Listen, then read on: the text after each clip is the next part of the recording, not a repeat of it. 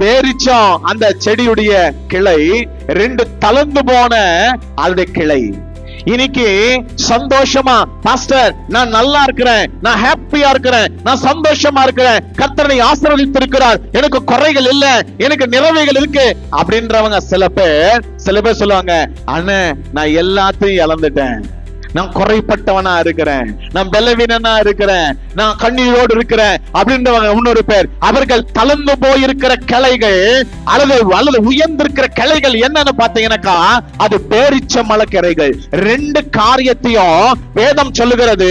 லேவியாகமத்துல ரெண்டுத்தையும் தேவ சமூகத்தை கொண்டு வா, ரெண்டுத்தையும் தேவாலயத்தை கொண்டு வா. இன்னைக்கு நான் உங்களை பார்த்து சொல்றேன், சில காரியங்கள் நீங்க சந்தோஷப்படுற காரியங்கள் இருக்கலாம், சில காரியங்கள் நீங்க துக்கப்படுகிற காரியம் இருக்கலாம்.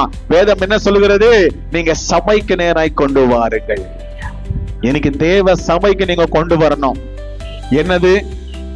ஆசீர்வாதத்தையும் கமான் குறையும் ரெண்டுத்தையும் தேவ சமூகத்தை கொண்டு வரணுமா? உன் கண்ணீர் தேவ சமூகத்தை கொண்டு வரணுமா? உன் குறைகள் தேவ சமூகத்தை கொண்டு வர வேண்டுமாம்.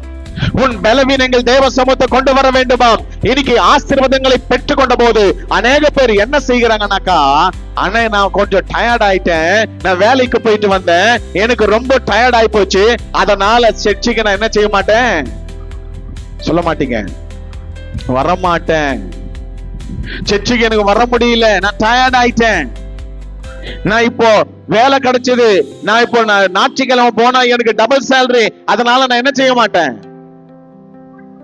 வேலைக்கு போவேன். எதையாவது சாக்கு, ஆசீர்வாதத்தை பெற்றுக்கொண்டே சாக்கு போக்கு. ஞாயிற்றுக்கிழமை தான் நிறைய வேலை வரும். பங்கன் எப்ப வச்சுக்கலாம் சொல்லுவாங்க, ஞாயிற்றுக்கிழமை வச்சுக்கலாமா, எல்லாருக்கும் லீவு. வாரத்துல எத்தனை நாள்? 7 நாள்.